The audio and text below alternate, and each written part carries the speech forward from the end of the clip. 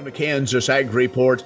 I'm Ken Rogers. On this week's program, we look at these grain markets heading into harvest with K-State's Dr. Dan Obrien. There are a number of factors in the trade right now, could either pull the markets higher or drag them a bit lower. We'll also have updates from Kansas corn, Kansas wheat, and the Kansas Farm Bureau, and the weekly update from the Kansas Livestock Association, and market information from Pinion. Kansas Ag Report brought to you in part by the Kansas Soybean Commission, the Soybean Checkoff, progress powered by Kansas farmers. Kansas Farm Bureau, a grassroots ag organization representing the state's farm and ranch families since 1919, kfb.org. And the Kansas Wheat Commission, lending in the adoption of profitable innovations from wheat. Online at kswheat.com.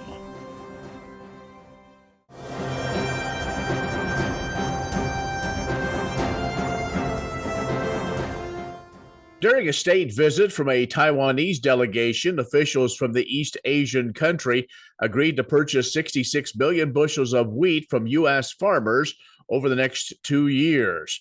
The grain deal, worth approximately $576 million, will be fulfilled significantly by Kansas wheat farmers. The Kansas Departments of Agriculture and Commerce jointly hosted the Taiwanese wheat procurement signing ceremony just a few days ago. It was in the capital, part of the current Taiwan Ag Trade Goodwill Mission. Since 1998, Taiwan has dispatched a total of 13 ag trade missions to the U.S. in an effort to strengthen trade relations. This year's mission included a visit to D.C. and select ag states like Kansas to demonstrate Taiwan's intention to continue purchasing quality wheat from the United States. The TFMA and the Kansas Wheat Commission signed a joint letter of intent related to Taiwan purchases of 66 million bushels of wheat in 23 and 2024. While a significant portion of the commitment will be from Kansas farmers, the terms, quantities, prices, and conditions for the purchase and sale of wheat will be negotiated privately between the individual supporters of importers and suppliers.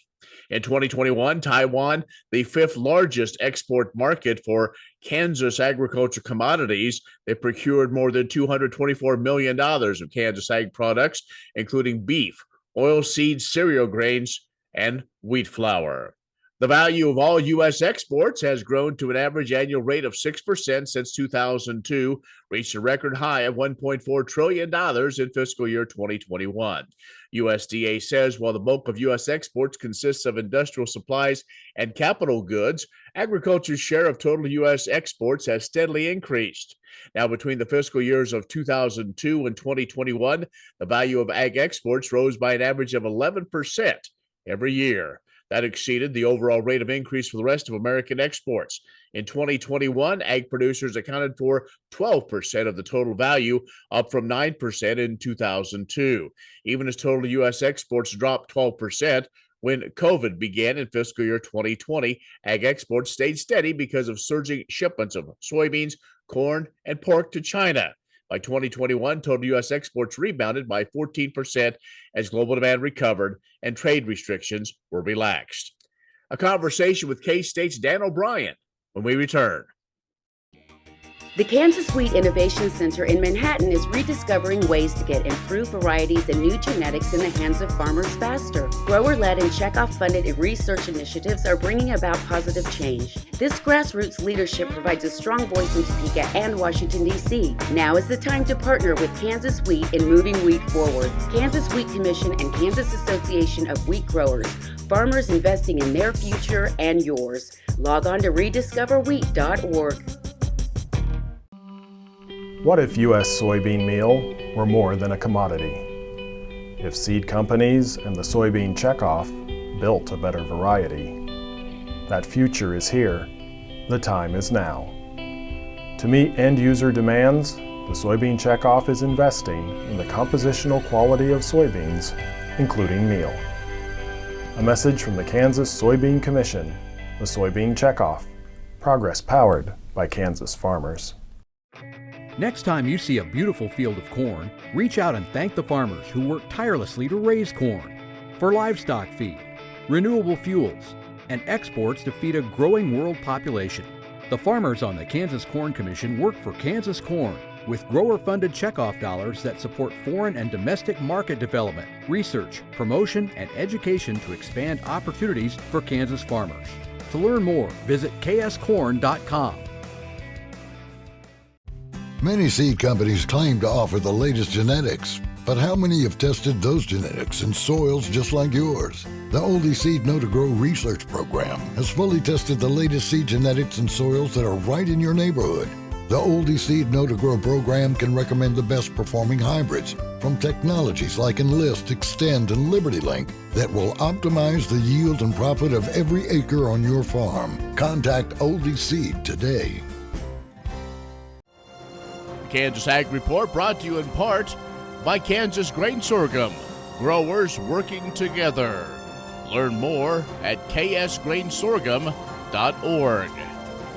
Grass and Grain, online or in the mail, keeping Kansas farmers informed for over 60 years. grassandgrain.com.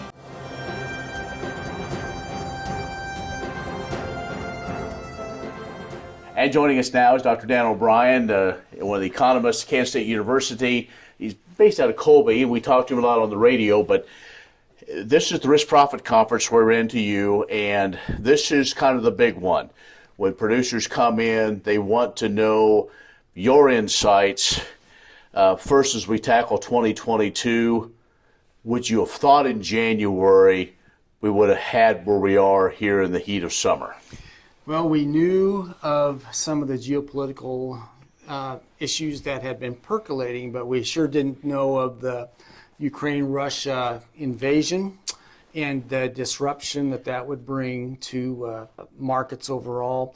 We also weren't sure of La Nina's impact. As we went through the late winter, spring months, we saw high temperatures come in. We were not counting on so much damage to non-irrigated crops in the western third half of the state of Kansas and Texas, Oklahoma, and I would say even heat damage at a minimum, or just not be able to keep up even on the irrigated. We were not anticipating the response in the markets in terms of cash markets and basis levels in those drought-affected areas being as extreme as they were. Again, we have strong positive basis right now, and for grains, and really we're asking the question whether we're going to be able to pull grain in at a reasonable price to keep some of those enterprises in that area going. Livestock feeders, dairies, ethanol plants that are down in there. So we're in a responsive mode. I wouldn't say we're completely on our heels, but boy, we're that's my take and understanding out in the country, that we're figuring out how to survive. I think that it's not directly a grain deal, but I think, Ken, you saw the same advertisement I did on social media of large lines of trucks, livestock trucks lined up outside sale barns down in Texas, selling off cow herds just because they could not find anything else to feed them. So that type of dryness has affected a lot of things. It's affected, again, we talked about wheat, we talked about corn, cotton, tremendous abandonment of acres down there. So that's all in play. So we have that situation where we're at. There are other things percolating in the rest of the Corn Belt. The Eastern Corn Belt seems to be pretty decent, but dry conditions, Iowa on into Minnesota and in North Dakota right now. So unanswered questions about the size of this year's corn crop, and we'll see where we go. Dr. Dan Obrien, the K-State Ag economist, is joining us. We're going to take a break, and we're going to see if we can get some of those questions answered when we return. Kansas Ag Report brought to you in part by the Kansas Livestock Association, supporting members' business interests and meeting consumer demands. KLA.org. Oldie Seed Farms, carrying soil-specific seed. Find them on the web at oldieseed.com. That's OHLDE seed.com. And Kansas Corn, building the future at kansascorn.com. Grain sorghum is one of the most important cereal crops worldwide, and Kansas leads the nation in its production. Over the years, sorghum has been either exported, used in animal feed domestically, or for other industrial uses. Recently, its use in the ethanol market has seen tremendous growth, with 30% of domestic sorghum typically going to ethanol production. Kansas Grain Sorghum is committed to sorghum research, market development, and education. Learn more at ksgrainsorghum.org.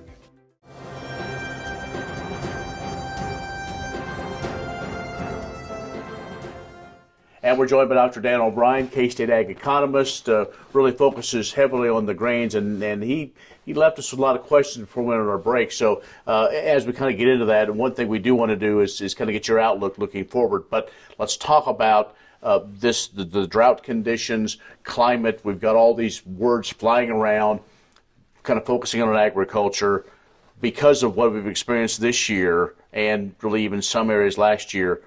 Are we going to see some changes in cropping rotations, acreage allotments, cover crops, specialty type things, or are we just going to kind of do steady as she goes? I think the most straightforward thing that I can think of with regard to these issues is to try to be watchful of whether the La Nina weather pattern that we've now had hang around for a couple years, if that goes into a third year or not.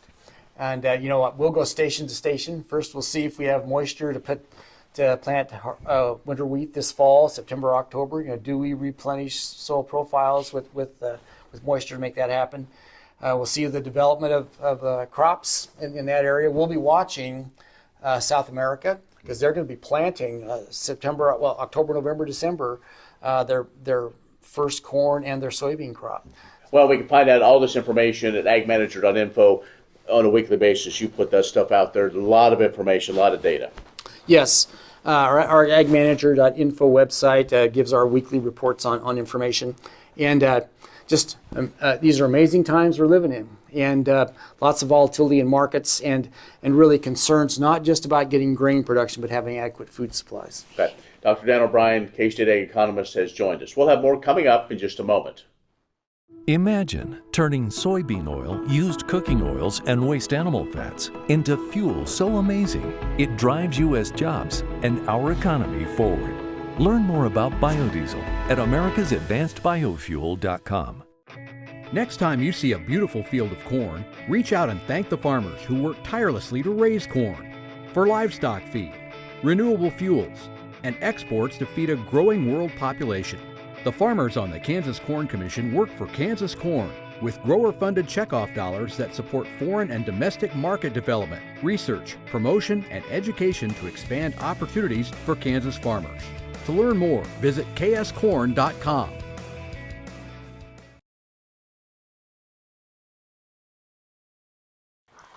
Hi, this is Bill Johnston with Kansas Corn, and if you're watching this video, it's probably because you're doing the experiment with Kansas corn about how light affects the growth of a plant. So I want to help you set this experiment up so that it works really well for you. First of all, we've provided some of these things, and we have these pots. We suggest that you put in about 1.5 cups of potting soil, which will fill it up right to the top. Then you're going to lightly pack this potting soil till it's about at the level of this ring right here. So we pack that the way we want it. And then we're going to put in 3 seeds. These 3 seeds we're going to put in about the depth to our first knuckle. So take the seed, put it on top of the soil, push down until it's about the depth of your first knuckle. All 3 seeds, and then cover them up and pack them real lightly again. We're going to do the same thing in both pots. So once you have these seeds in place, they're going to need some water. So we recommend that you put in 5 tablespoons of water.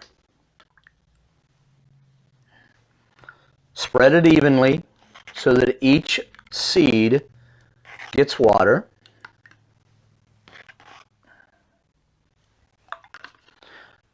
And then one of these we need to put in a place where there's plenty of sunlight, like in maybe on a windowsill.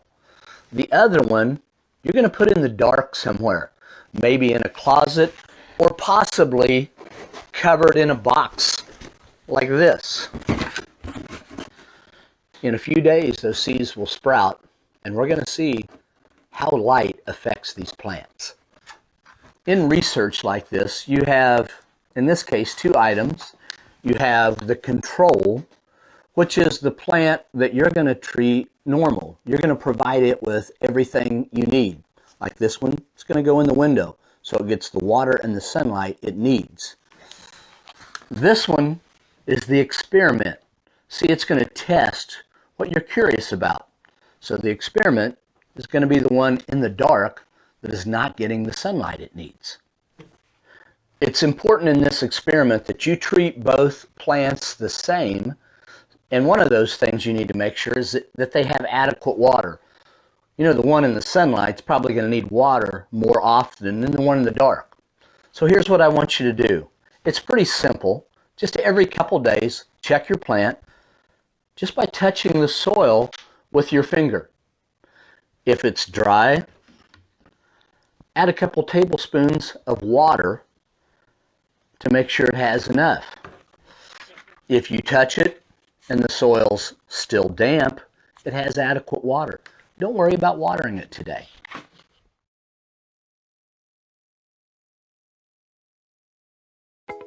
Are you looking for Medicare supplement insurance plans? Now is a good time to look at your options with Kansas Farm Bureau Health Plans. A Medicare supplement insurance plan can help cover certain out-of-pocket expenses Medicare doesn't cover. Things like deductibles, co-insurance, and certain limitations that can be costly in the event of an accident or illness. With Kansas Farm Bureau Health Plans, you have options to Medicare supplement insurance plans with 4 levels of affordable coverage and service from an organization known for its commitment serving Kansans. We encourage you to compare our rates. For more information and to get a quote, contact a Farm Bureau Financial Services agent near you or visit kfbhealthplans.com. Medicare supplements insured by Members Health Insurance Company, Columbia, Tennessee. Not connected with or endorsed by the U.S. or state government.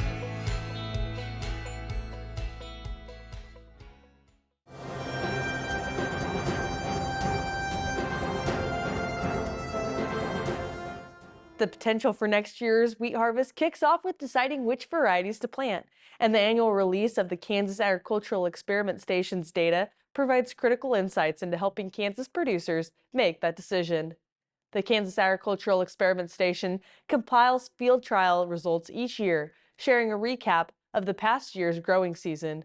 The report provides unbiased performance test results to help Kansas wheat producers select the optimal varieties for their operations. K-State does not endorse or recommend varieties, but instead compares the data from scientifically conducted performance tests at several sites. K-State also includes information on other greenhouse and laboratory tests, including pest tolerance, baking quality, and other factors. Another resource available to producers is the Wheat Varieties for Kansas and the Great Plains, Your Best Choices book. Published annually by 34 Star Publishing, this book provides objective ratings and yield results on all current wheat varieties for Kansas, Oklahoma, the Texas Panhandle, southern Nebraska, and eastern Colorado. The book is included as a benefit for members of the Kansas Association of Wheat Growers and has just recently been sent out.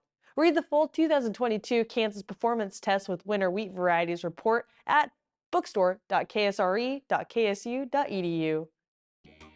The Kansas Wheat Innovation Center in Manhattan is rediscovering ways to get improved varieties and new genetics in the hands of farmers faster. Grower-led and checkoff-funded research initiatives are bringing about positive change. This grassroots leadership provides a strong voice in Topeka and Washington, D.C. Now is the time to partner with Kansas Wheat in moving wheat forward. Kansas Wheat Commission and Kansas Association of Wheat Growers. Farmers investing in their future and yours. Log on to rediscoverwheat.org. Did you know Kansas farmers grow the largest sorghum crop in the United States?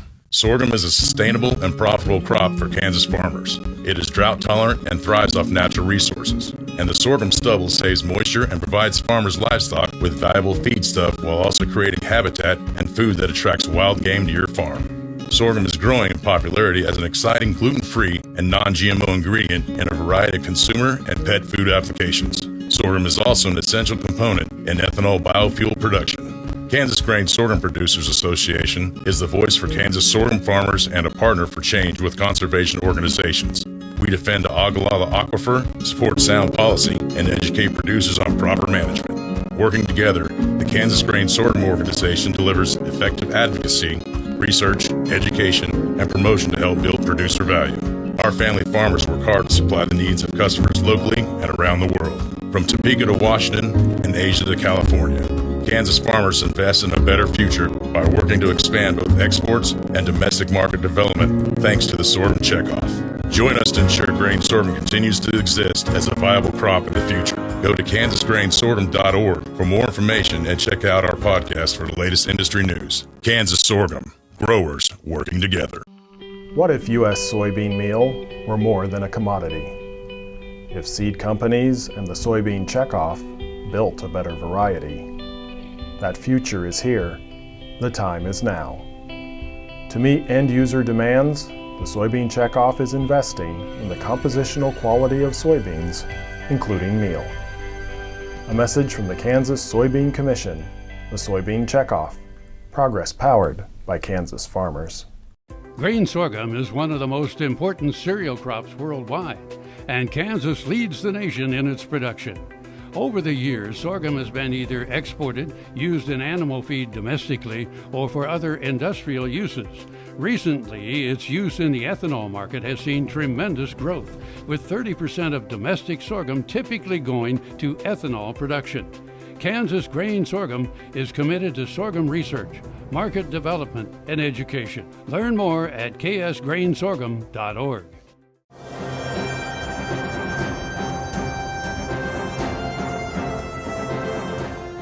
The National Cattlemen's Beef Association recently urged the Senate Committee on Environment and Public Works to approve the Livestock Regulatory Protection Act, which aims to prevent the Environmental Protection Agency from issuing Clean Air Act Title V permits for emissions like carbon dioxide, nitrogen oxide, water vapor, or methane that result from livestock production. These emissions are naturally occurring due to cattle's biological functions, and producers continue to employ innovative practices to mitigate their impact on the environment. According to NCBA Chief Counsel Mary Thomas Hart, American cattle producers' commitment to reducing their environmental footprint while simultaneously improving efficiency makes U.S. farms and ranches the most sustainable in the world. She said overregulation and excessive permitting would jeopardize the cattle industry's progress toward greater sustainability, which is why NCBA strongly supports the Livestock Regulatory Protection Act and the protection it would provide for farmers and ranchers from burdensome overregulation. Overall, emissions from cattle production represent only a very small portion of total U.S. greenhouse gas emissions. For example, methane emissions from cattle account for just 2% of total U.S. emissions. The Senate Committee on Environment and Public will need to vote on the bill before sending it to the full Senate for consideration. Kansas Corn reminds you that E15 fuel is the right choice for every kind of driver. For the car enthusiast, E15 has higher octane. For the thrifty driver, E15 is priced lower than regular unleaded. For the nature lover, E15 provides cleaner air. For the shopper who buys local, E15 has more ethanol from our Kansas corn farms. Choose E15 for a higher octane, lower price, cleaner American fuel. Message from the Kansas Corn Commission. Learn more at kscorn.com. Grain sorghum is one of the most important cereal crops worldwide, and Kansas leads the nation in its production.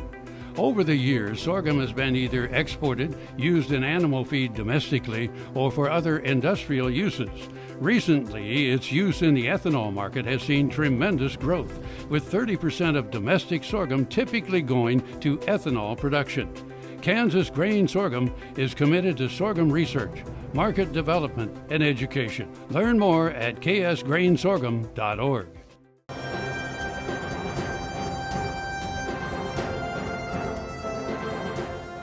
Good morning. This is Jake McCall with Pinion Ag.